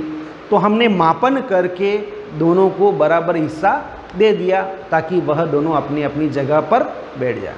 आज के समय में मापने के लिए हमारे पास में बहुत सारे साधन हैं जिसके द्वारा हम छोटी से छोटी जगह या बड़ी से बड़ी जगह को भी माप सकते हैं। क्या पिछले समय में इस प्रकार की व्यवस्था थी, ऐसे साधन थी? तो बूझो ने यह पढ़ा कि जब मैंने ऐसे मानक पैमाने नहीं थे तब लोग दूरी कैसे मापते थे उनका दूरी का मापन कैसे करते थे, तथा वह स्वयं भी विभिन्न ढंगों से दूरी का मापन कर चुका है। ठीक है ना, जैसे उसने दूरी का मापन कर रहा था। ऐसे अनेक अवसर आते जब हमें लंबाई अथवा दूरी मापन की आवश्यकता होती है। दर्जी कपड़े की लंबाई यह जानने के लिए मापता है कि वह कपड़ा कुर्ता सीने के लिए पर्याप्त है या नहीं। आप टेलर के यहाँ जाते हो, मेरा शर्ट बनाना है, मेरी पैंट बनानी है, कुर्ता बनाना है, तो वह क्या करता है, आपको बताता है कि इतने मीटर आप कपड़ा लेकर आइए, मैं उसका कपड़ा सिल देता हूँ। तो वह पहले से आपको बता सकता है। ठीक है ना, तो वह मापता है कि कपड़ा कुर्ते सीने के लिए पर्याप्त है या नहीं। बड़े किसी अलमारी की लंबाई और चौड़ाई इसलिए मापता है कि वह जान सके कि यह अलमारी दरवाजे बनाने के लिए कितनी लकड़ी की आवश्यकता होती है। बड़े भी जो होता है अलमारी या कोई आइटम बनाता है तो उसकी लंबाई चौड़ी माप कर बता देता है कि इतनी लकड़ी की आवश्यकता होगी। किसी किसान को अपने खेत की लंबाई और चौड़ाई उसके क्षेत्रफल जानने के लिए इसलिए आवश्यकता थी ताकि वह यह जान पाए कि वह अपने खेत में कितने बीज बो सकते। किसान भी होता है लंबाई चौड़ाई के आधार पर बीजों को खरीदता है। ठीक है ना, ताकि उसको पता चल सके कितने बीजों की आवश्यकता होती है। यदि आपसे पूछा जाए कि आपकी लंबाई कितनी है, तब आप ऐसे सरल रेखा की लंबाई बताइए जो सिर से आपके पैर की एड़ी तक रेखीय लंबाई के बराबर है। तो हम भी अपनी लंबाई किससे मापते हैं, है ना। तो यह कमरा कितना लंबा है, यह देश कितना चौड़ा है, दिल्ली लखनऊ से कितना दूर है, पृथ्वी से चंद्रमा कितना दूर है, इन सभी प्रश्नों में एक बात समान है कि ये दो स्थान के बीच की दूरी से संबंधित है। दो स्थान मैच कि किनारे की तरह पास पास हो सकते हैं, या इसके विपरीत दो स्थान जम्मू और कन्याकुमारी की तरह एक दूसरे से बहुत दूर भी हो सकते हैं। हम जब लंबाई मापते हैं तो दो स्थान, अब मैच की माप रहे तो एक किनारे से दूसरे किनारा, अब यह इतना नज़दीक भी हो सकता है और इतना दूर भी हो सकता है, जैसे जम्मू से कन्याकुमारी तक तो दूर भी हो सकता है। अब हम क्या करेंगे, हम कुछ मापन यह जानने के लिए करते हैं कि जब हम दूरी मापते हैं या लंबाई मापते हैं तो हमें सही रूप से क्या करना आवश्यक है, हम सही ढंग से कैसे मापन करें। तो कुछ मापन के लिए हमें क्रियाकलाप करना पड़ेगा। क्या आप इस क्रियाकलाप को समूह में एक एक करके भी कर सकते हैं। अपने पैर की लंबाई को लंबाई एक मात्रक मानकर अपनी कक्षा के कमरे की लंबाई तथा चौड़ाई मानिए। जैसे आपके क्लास रूम है, ठीक है ना, अब आपका क्लासरूम कितना लंबा और कितना चौड़ा है इसको मापना है, तो आप अपने पैरों के द्वारा भी इसको माप सकते हैं। ठीक है ना, इन्हें मापते समय यह संभव है कि आपको यह पता चले कि कुछ भाग मापने से बच गया और यह भाग आपके पैर की लंबाई से छोटा है। पहले की बात ही अपने पैर की लंबाई की मापने के लिए किसी डोरी का उपयोग कीजिए। हम क्या करते हैं, अपने पैरों का कदम के द्वारा भी माप सकते हैं। तो हम अपने पैरों की सहायता से अगर मापेंगे तो हमें कहीं न कहीं कुछ गड़बड़ नज़र आएगी, तो इस प्रकार हम उसको बराबर नहीं नाप सकते। एक क्रियाकलाप और है कि समूह में कार्य कीजिए। आप में प्रत्येक में अपने बालिश को मानक मात्रक मानकर अपनी कक्षा के कमरे में रखे मेज और डेस्क की चौड़ाई माप सकते हैं। देखो, पहले कमरे की मापन के लिए हमने पैरों का उपयोग किया, तो पैरों का उपयोग किया तो कहीं पैर छोटे थे कहीं बड़े थे, तो इस प्रकार हमें मापन पूरा नहीं हुआ। अब हमें किसी बेंच का माप लेना है तो बालिश यानी कि अपने बेत, अपने हाथ जो है ना इंच, इस प्रकार, तो इस प्रकार भी हम उसको माप सकते हैं। मापने के लिए आप यह पाते हैं कि आपकी अपनी एक बालिश के बराबर लंबी डोरी तथा इस लंबाई के अंश भागों की आवश्यकता होती है। तो हम देखते हैं कि मापन का अर्थ किसी अज्ञात राशि की उस प्रकार की कुछ ज्ञात राशि से तुलना करना है कि इस ज्ञात राशि को मात्रक कहते हैं। ठीक है ना, किसी मापन के परिणाम के दो भागों में विभक्त किया जाता है। एक भाग संख्या है तो दूसरा भाग लंबाई के मात्रक होता है। उदाहरण के लिए क्रियाकलाप 1 में दिए गए कक्षा के कमरे की लंबाई आपके 12 पैर की लंबाई के बराबर है। जैसे हमने कमरे का मापन लिया, आपके 12 पैर के बराबर है, तो वह 12 संख्या और पैर की लंबाई एक मात्रक है जिसमें मापन के लिए चुना गया। पैर क्या था, मात्रक, जिसके लिए मापन के लिए चुना गया। अब ये सारणी 10.1 और 10.2 में अंकित मापों का अध्ययन कीजिए। हमने दो सारणी बना रखी है जिसमें विद्यार्थी का मापन है, कमरे की लंबाई कितनी है, चौड़ाई कितनी है, जिसे हर विद्यार्थी से बोला है कि भाई सब जने नापो। तो सब का मापन, जैसे पैर की लंबाई कितने पैर आए थे उस लंबाई के लिए, कितने पैर चौड़ाई के लिए, और सभी विद्यार्थी ने मेज की चौड़ाई मापी, है ना। मान लो किसी की चौड़ाई कितनी है, बालिश की संख्या कितनी है, यानी कि कितने बेत हुए ठीक है ना। तो इस प्रकार हम इस सारणी के आधार पर भी हम उसको ज्ञात करते हैं। तो क्या पेड़ द्वारा मापी गई कमरे की लंबाई से ये सभी माप बराबर है? नहीं, सभी माप बराबर नहीं होंगे। क्या सभी के द्वारा अपनी अपनी बालिश से मापी गई मेज की चौड़ाई माप बराबर है? शायद ये परिणाम भिन्न भिन्न हो सकते हैं, क्योंकि आपके बालिश लंबाई में आपके मित्रों की बालिश से भी भिन्न है, यानी कि आपका जो भेद है अन्य जो फ्रेंड्स है आपके, उनके और आपके दोनों में डिफरेंस अंतर नज़र आएगा। तो इसलिए जब आप अपने बालिश या पैरों की लंबाई को मात्रक में बातें उपयोग करके किए गए माप को किन्हीं अन्य व्यक्ति को बताते हैं तो वह यह नहीं समझ पाता है कि लंबाई वास्तव में कितनी है, क्योंकि वास्तविक लंबाई जानने के लिए बालिश अथवा पैर की लंबाई जानना आवश्यक नहीं है, ठीक है ना। तो उसके लिए हमें मानक के मात्रक का उपयोग करना पड़ता है। प्राचीन में पैर की लंबाई, अंगुली की चौड़ाई और एक कदम की दूरी, इन सभी मापों के मात्रक के रूप में सामान्य उपयोग होता था। प्राचीन काल में, पुराने समय में इन चीज़ों का उपयोग होता था, लेकिन आज इनका उपयोग नहीं होता है। हड़प्पा सभ्यता के लोगों ने अवश्य ही लंबाई के बहुत अच्छे मापक का उपयोग किया होगा, क्योंकि यह खुदाई में प्राप्त प्रतिशुद्ध ज्यामिति संरचनाओं को देखने से प्रमाणित होता है। हड़प्पा सभ्यता जो थी उसके अंदर मापक यंत्र बने हुए थे, क्योंकि उस समय हमने देखा कि यह खुदाई में प्रतिशुद्ध ज्यामिति संरचनाओं को देखने में देखा हमने, ठीक है ना। कोहनी से अंगुली के छोर तक की लंबाई जिसे हाथ कहते हैं, कोहनी से अंगुली के छोर तक की लंबाई को हम क्या कहते हैं? हाथ। लंबाई के मात्रक के रूप में प्राचीन मिस्र में उपयोग किया जाता था, जिसे संसार के अन्य भागों में भी मान्यता प्राप्त थी। पहले इस समय इस प्रकार की क्रिया की जाती थी। संसार के विभिन्न भागों में लोग लंबाई के मात्रक के रूप में फुट का उपयोग करते थे। लगभग क्षेत्र में फुट की लंबाई थोड़ी भिन्न थी।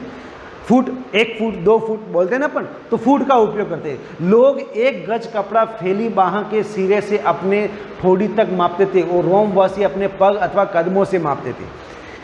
मापते नहीं इस प्रकार, ये 1 मीटर हो गया, अभी भी अनुमान लगाते हैं। तो इस प्रकार का मापन होता है।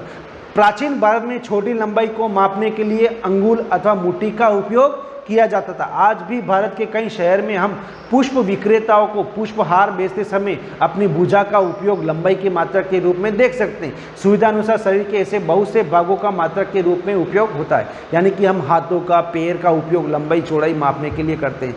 फूल वाली जो होती है, फूल माला बनाती है, वो बोलती देखो इतनी लंबी है, तो ये मात्रक के रूप में उन्होंने उपयोग किया है। तथापि प्रत्येक व्यक्ति के शरीर के अमापों की में थोड़ी भिन्नता हो सकती है। शायद इसी कारण से मापन में उलझने आती है, यानी कि किसी के हाथ लंबे हो सकते हैं, छोटे हो सकते हैं, बेच छोटा हो सकता है, बड़ा हो सकता है, पैर छोटा हो सकता है, बड़ा हो सकता है। तो इस प्रकार मापन में अलग अलग भिन्नता आती है।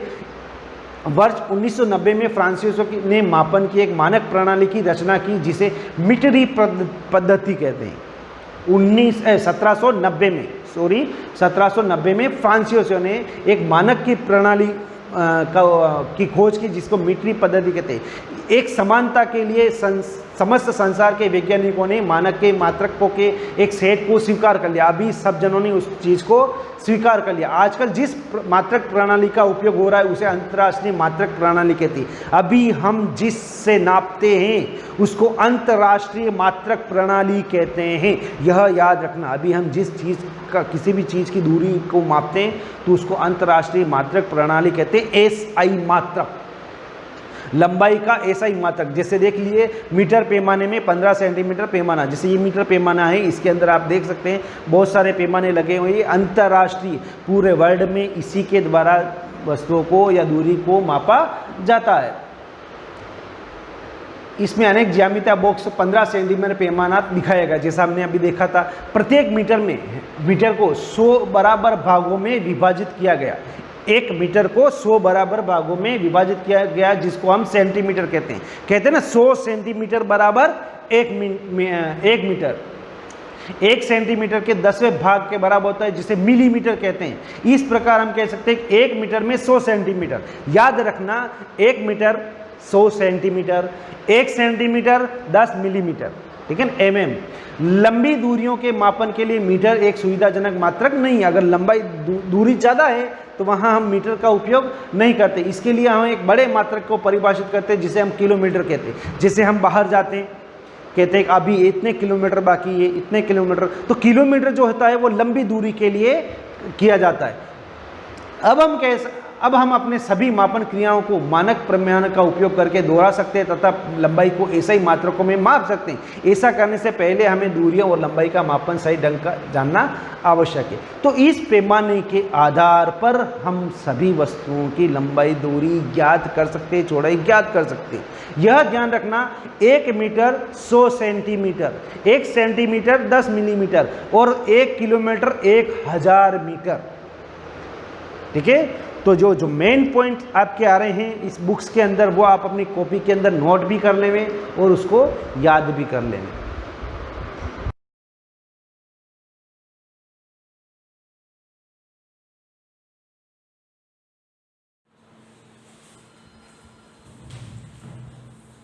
Good morning class. जैसा कि अपन प्रश्नावली पढ़ रहे हैं आधारभूत ज्यामिति एवं अवधारणा, ठीक है, जिसके अंदर मैंने आपको लास्ट टाइम किरण, रेखा, रेखाखंड और प्रतिच्छेदी रेखा, समांतर रेखा के बारे में जानकारी बता दी थी। उसी प्रकार अपन उसी कड़ी में अपन आगे बढ़े थे। 4.1 का सवाल नंबर अपन ने पहला भी हल किया था। अब उसी कड़ी में अपन आगे बढ़ते हैं। सवाल नंबर देखो दूसरा, ठीक है, दूसरा सवाल देखिए। दूसरा सवाल क्या कह रहा है? सवाल संलग्न आकृति में दी हुई रेखा के सभी संभव प्रकार के नाम लिखिए। आप इन 4 बिंदुओं में से किसी भी बिंदु का प्रयोग कर सकते हैं। ठीक है, देखो आपको एक रेखा दे दी है, देखो जिसके अंदर बिंदु दे रखे हैं ए, सवाल में दूसरा देखना, इसके अंदर दूसरा बिंदु दे रखा बी, तीसरा बिंदु दे रखा सी, चौथा बिंदु डी। ठीक है, आपको रेखा के नाम लिखने हैं। ठीक है, संलग्न आकृति में दी गई रेखा के सभी संभव प्रकार के नाम लिखिए। ठीक है, इसके अंदर आपको कोई बिंदु यूज करके आपको सभी प्रकार की रेखाएं बतानी है। देखो मैं बता रहा हूँ। सबसे पहले अपन देखो यहाँ पे नॉर्मल बात है, आपको मैंने पहले बताया था ये जो रेखा होती है और ये होती है रेखाखंड।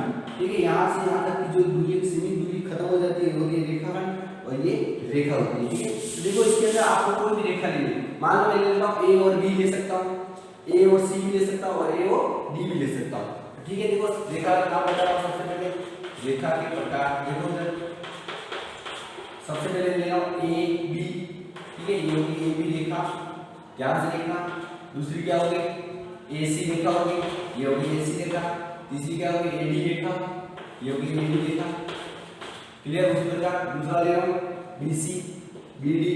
ठीक है, ये होगी बी सी रेखा, उसके बाद बी डी रेखा। क्लियर? और देखो सी डी। क्लियर? ये हो गया सी और डी रेखा। और देखो उल्टा भी कर सकते हो, D C C B C A, उसके बाद C B B C B A. ठीक है, इस प्रकार की अपन रेखा बहुत सारी लिख सकते हैं। क्लियर? सवाल नंबर नेक्स्ट देखिए, तीसरा देखिए इसके आगे वाला।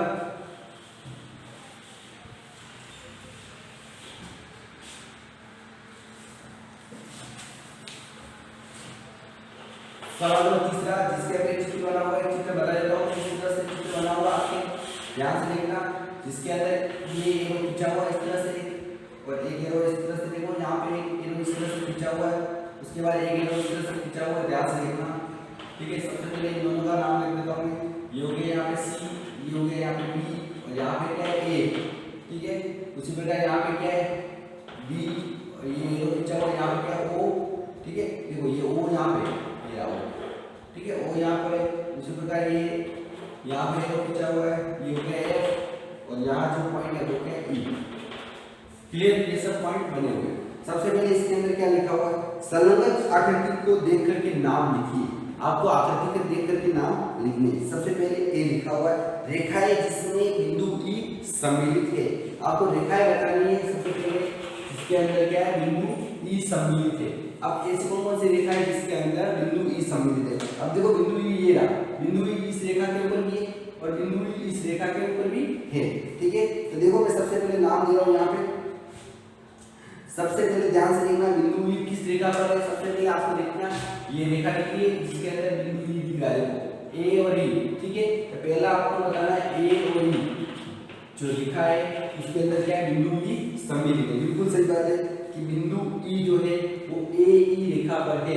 ये इस रेखा का नाम नहीं दे रखा, इसलिए मैं नहीं बता सकता हूँ क्योंकि इसके अंदर एफ ही दे रखा है। यहाँ पे इधर आगे कोई दे नहीं रखा, इसलिए मैं इसका नाम नहीं बता सकता हूँ। तो जो ए ई रेखा पर बिंदु ई सम्मिलित है, पहले का आंसर क्या आ जाएगा? ए ई। ठीक है, ए ई रेखा पर बिंदु ई सम्मिलित है।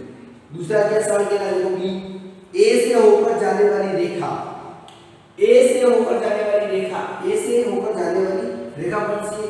ये ए दिख रहा है, देखो ये पॉइंट दिख रहा है, और ए से होकर जाने वाली रेखा ये, और कौन सी है? और कोई जा रही है क्या? बताओ मुझे, कोई नहीं जा रही है भाई। ये है ए से होकर जाने वाली रेखा, तो यही है, और कौन सी?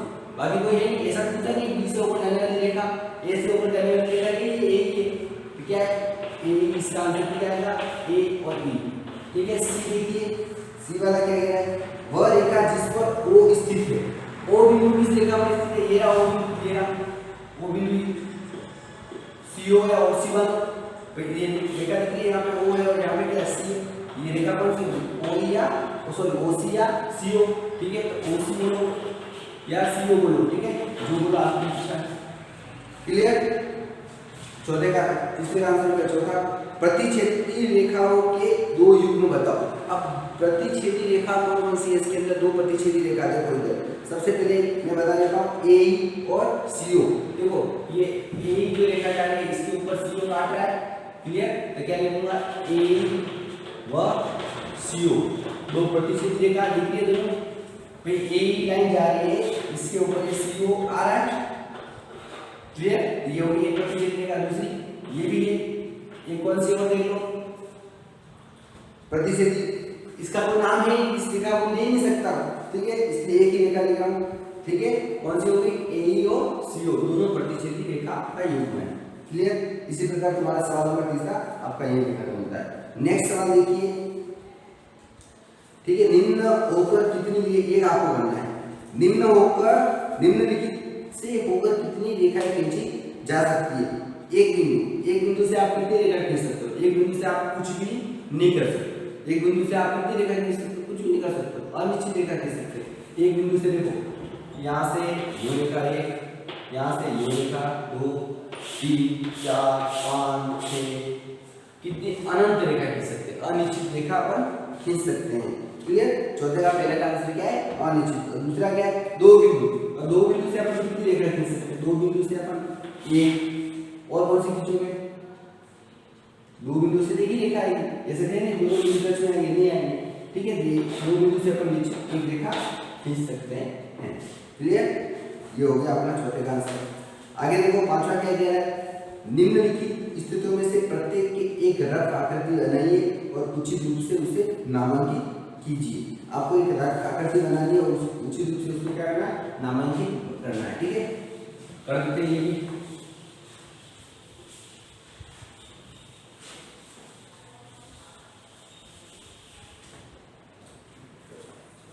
सवाल नंबर 5 देखना। पहला, बिंदु P रेखाखंड AB पर स्थित है। AB एक रेखाखंड है, उसके ऊपर P बिंदु स्थित है। देखो इधर, तो इसमें कि आप चित्र बनाना है और नामांकित करना है। ये ले लिया मैंने A और ये B, एक रेखाखंड खींच लिया जिसके अंदर बिंदु की संख्या निश्चित होती है और दो अंत बिंदु होते हैं। ठीक है, इसके ऊपर अपन को क्या दर्शाना है? बिंदु P दर्शाना है। ठीक है, कहीं भी दर्शा, मान लो ये बिंदु P मैंने यहाँ लिख दिया। ठीक है, AB पर बिंदु P स्थित है, दर्शा दिया मैंने। ठीक है, चित्र के द्वारा। दूसरा देखो, ये दूसरा, रेखाएं x, y और PQ बिंदु M पर प्रतिच्छेद करती है। यानी दो रेखाएं, एक तो x, y और एक PQ। देखो मैंने लिख दिया ये x, y, ये x और y, और PQ दोनों प्रतिच्छेद करती, काट ली। ये मैंने लिख दिया P और Q। ठीक है, ये हो गया ये रेखा। ठीक है, x, y रेखा और PQ रेखा, और दोनों किस बिंदु पे काट रही है? M बिंदु पे प्रतिच्छेद करती है। M बिंदु ये सेंटर वाला जहाँ एक दूसरे को काटती है। ठीक है, ये होगी x, y रेखा और ये होगी PQ रेखा। ठीक है, जो M बिंदु पर प्रतिच्छेद करती है। क्लियर? उसी प्रकार देखो सवाल नंबर C देखिए, इसी का अगला, रेखा L पर E और F स्थित है परंतु D नहीं है। रेखा एक L रेखा है जिसके ऊपर E और F स्थित है परंतु D नहीं है। ठीक है, मैंने एक रेखा खींच ली है। ठीक है, इस रेखा का नाम दे दिया मैंने L। क्या नाम दे दिया? L रेखा। ठीक है, अब देखो L रेखा नाम दे दिया, इसमें E और F स्थित है। ये ले लिया E और ये F, E लिख दिया और ये F लिख दिया, दोनों स्थित है रेखा पर, परंतु क्या है? D स्थित नहीं है। D स्थित नहीं है, D कहाँ होगा? या तो बाहर होगा, नीचे होगा या ऊपर होगा, कहीं भी हो सकता है, क्योंकि इस रेखा पर स्थित नहीं है, ये दर्शाना है। क्योंकि सवाल क्या कह रहा है कि एल रेखा जो है उस पर ई और एफ स्थित है, दोनों स्थित कर दिए ऊपर, परंतु डी स्थित नहीं है, डी इस रेखा पे नहीं है तो कहीं बाहर होगा। ठीक है, ये हो गया इसका आंसर। चौथा देखना डी इसका आगे वाला डी सवाल क्या कह रहा है, ओपी और ओक्यू बिंदु ओ पर मिलती है। ओपी और ओक्यू बिंदु ओ पर मिलती है, ध्यान से देखना, ओपी और ओक्यू ओ पर मिलती है। मान लो मैंने देखो समझना, मैंने रेखा खींची, ये रेखा, ठीक है, रेखाखंड ओपी, ठीक है, ओ पर कैसे मिलती है। अब देखो ये होगी ओ पी रेखा हो गई, ठीक है, और ये होगी ओ क्यू, ओ पर मिलती है ये, ठीक है, ध्यान रखना, ओपी और ओ क्यू कहाँ पर मिलती है, ओ पर मिलती है। क्लियर, कि दोनों का उभयनिष्ठ बिंदु क्या हो गया, ओ। क्लियर, यही आएगा, क्योंकि ओपी और ओपी क्या हो रही है, बिंदु ओ पर मिल रही है। ठीक है, इसी प्रकार एक सवाल होगा आपका पांचवा, यही खत्म होता है। नेक्स्ट सवाल जो है छठा, वो अपन नेक्स्ट क्लास में देखेंगे। ठीक है, और जो भी मैंने पढ़ाया है उसको आपको रोज की रोज पढ़ना है, लर्न करना है। ऐसा नहीं कि मैं जो पढ़ा रहा हूँ उसको आप नहीं पढ़ो, नहीं तो आपको नुकसान हो जाएगा काफी। ठीक है, नेक्स्ट क्लास में अपन देखेंगे सवाल नंबर 6, और जो भी इसकी बाकी जो सवाल है वो आप करने की कोशिश करनी है। Thank you.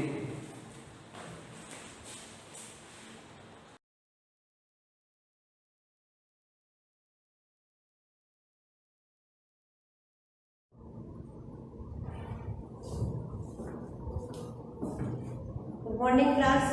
अपन कल लेसन तो अपना वही चल रहा है, विविधता में भेदभाव, विविधता एवं भेदभाव, इसके बारे में पढ़ रहे थे अपन। दलितों के बारे में पढ़ा अपन ने। कल मैंने धर्म के बारे में बताया था कि धार्मिक रूप से भी लोग क्या करते हैं, एक दूसरे के साथ में यानी कि भेदभाव पूर्वक व्यवहार करते हैं।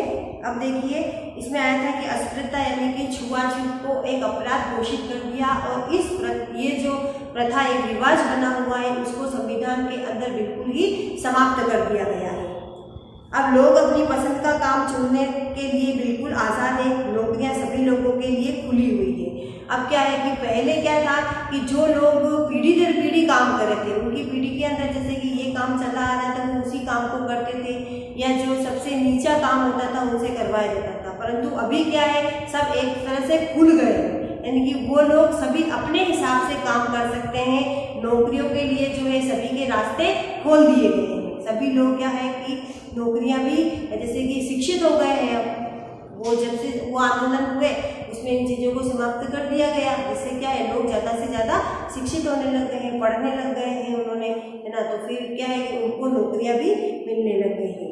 अब इनके अलावा संविधान ने सरकार पर यह विशेष जिम्मेदारी डाली कि वह गरीबों और मुख्य धारा से अलग अलग पड़ गए समुदायों को समानता के अधिकार के लिए फायदे दिलवाने के लिए विशेष कदम उठाए।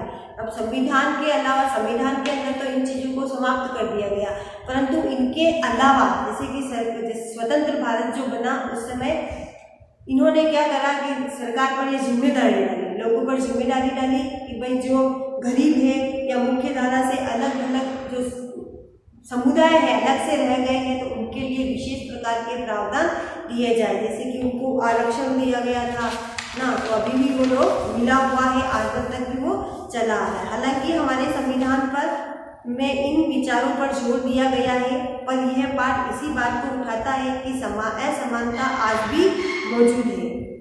संविधान के अंदर तो लिखित रूप में इन सभी को समाप्त कर दिया है, परंतु आज अपन देखें तो असमानता आज भी व्याप्त है, क्योंकि लोगों ने अपनी धारणा नहीं बदली, लोगों की सोच नहीं बदली है। लोगों की सोच क्या है कि वो पुरानी विचारधारा जो चली आ रही है उसी सोच के कारण ये भेदभाव जो है आज भी कई जगह पर आज भी होता है। यानी कि शहरों की अपेक्षा अपने को ये भेदभाव जो है गाँवों के अंदर देखने को मिलता है। समानता वह मूल्य है जिसके लिए हमें निरंतर संघर्ष करते रहना होगा। भारतीयों के लिए समानता का मूल्य वास्तविक जीवन का हिस्सा बने, सच्चाई बने, इसके लिए लोगों के संघर्ष, उनके आंदोलन और सरकार द्वारा उठाए जाने वाले कदम बहुत ही जरूरी है। सच्चाई देखो, भारतीय के लिए समानता का मूल्य वास्तविक जीवन का हिस्सा बने। समानता जो आती है, सच्चाई बने, इसके लिए लोगों के संघर्ष और उनके आंदोलनों और सरकार द्वारा उठाए जाने वाले कदम बहुत ही जरूरी है। अगर इन चीज़ों को अगर हर व्यक्ति अपना लेता है तो विभिन्न प्रकार की जितनी भी असमानताएं हैं वो सारी समाप्त हो सकती है। संविधान के लेखकों ने यह भी कहा है कि विविधता की इज्जत करना, उसे मूल्यवान मानना समानता सुनिश्चित करने में बहुत ही महत्वपूर्ण कारक है। उन्होंने ये महसूस किया कि लोगों को अपने धर्म का पालन करने, अपनी भाषा बोलने और अपने त्योहार और अपने आप को खुले रूप से अभिव्यक्त करने की आज़ादी होनी चाहिए। अब ये चीज़ सभी है कि अपने भारत के अंदर विभिन्न धर्मों के लोग निवास करते हैं, जैसे कि हिंदू भी रहते हैं, सिख भी रहते हैं, ईसाई भी रहते हैं, बौद्ध भी रहते हैं, जैन भी रहते हैं, मुस्लिम भी रहते हैं, यानी कि विभिन्न धर्मों के लोग रहते हैं। तो उनके क्या है कि सभी के जैसे कि मंदिरों की पूजा पद्धतियाँ होती है वो भी क्या है अलग अलग होती है, सभी की एक समान नहीं होती है। तो क्या है कि उनको ये भी छूट देने के लिए बोला है कि वो अपने हिसाब से अपनी पूजा पद्धतियाँ या आराधना है, अपने इष्ट देव की है, वो आज़ादी से कर सकते हैं, स्वतंत्र रूप से कर सकते हैं। अपने उनके जो त्यौहार आते हैं, यानी कि जैसे कि मुख्य त्यौहार तो है ही अपना होली दिवाली है, तो यानी कि अक्सर लोग सभी मनाते हैं, परंतु अपने अपने धर्मों के अनुसार भी उनके अलग अलग त्यौहार आते हैं, तो उन त्योहारों को मनाने की भी उनको स्वतंत्रता दी गई है और अपने आप को खुले रूप से अभिव्यक्त करने की उनको आज़ादी होनी चाहिए। इसलिए किसी व्यक्ति का दबाव किसी के ऊपर रहे और वो अपने जो विचार है वो अभिव्यक्त नहीं कर पा रहे, तो ऐसा नहीं होना चाहिए। उन्होंने कहा कि कोई भी एक भाषा, धर्म या त्यौहार सबके लिए अनिवार्य नहीं बनना चाहिए। अब जरूरी नहीं है जैसे कि सरकार हिंदू लोगों की बनी हुई है तो मुस्लिम लोग हैं जो उनको अपने धर्म के अनुसार अपने त्यौहार मनाने का हक नहीं है, नहीं, ऐसा नहीं होना चाहिए। उनको वो अपने हिसाब से मनाएंगे, बौद्ध धर्म वाले हैं तो वो अपने हिसाब से मनाएंगे, हिंदू हैं तो वो अपने हिसाब से अपने त्यौहार मनाएंगे। ये सारी चीज़ें उसमें स्वतंत्र रूप से कही गई है। उन्होंने जोर दिया कि सरकार सभी धर्मों को बराबर मानेगी, इसलिए भारत एक धर्मनिरपेक्ष देश है। में लिखा हुआ है कि भारतीय सरकार जो है सभी धर्म के लोगों को एक मानेगी, उनके त्योहारों को एक मानेगी, इसलिए भारत देश क्या है, हमारा धर्मनिरपेक्ष देश कहलाता है। किसी भी धर्म के प्रति किसी भी प्रकार का कोई प्रतिबंध नहीं होता है। इसीलिए जहाँ लोग बिना भेदभाव के अपने धर्म का पालन करते हैं, इसे हमारी एकता के महत्वपूर्ण कारक के रूप में देखा जाता है कि हम इकट्ठे रहते हैं और एक दूसरे की इज्जत करते हैं। भले ही अपन जैसे कि अपन हिंदू हैं और मुस्लिमों का त्यौहार है ना, भले ही अपन उस त्यौहार के अंदर जाकर के उनसे नहीं मिलेंगे, उनके शरीक नहीं होंगे, यानी कि उसके बाद फिर भी अपनी क्या अपन आत्मा से तो उनको बधाई देते हैं, वो भी क्या है अपने को आत्मा से अपने त्यौहार की अपने को बधाई देते हैं। तो ये अपना पाठ था, आज ये अपना लेसन पूरा हो गया है। अभी इसकी क्वेश्चन आंसर है जो आप लोग देख लेना, क्या है इसमें क्या करना है, पढ़ लेना इस लेसन को एक बार फिर, ठीक है। और अपन अब जो नेक्स्ट जो बुक लेंगे वो अपन वापस अपन हिस्ट्री ही लेंगे, उसमें अपने थर्ड लेसन जो होगा उसको अपन पढ़ेंगे। जैसे है वो सिंधु सभ्यता वाला है तो उसको अपन नेक्स्ट वीडियो में न्यू लेसन स्टार्ट करेंगे। Thank you.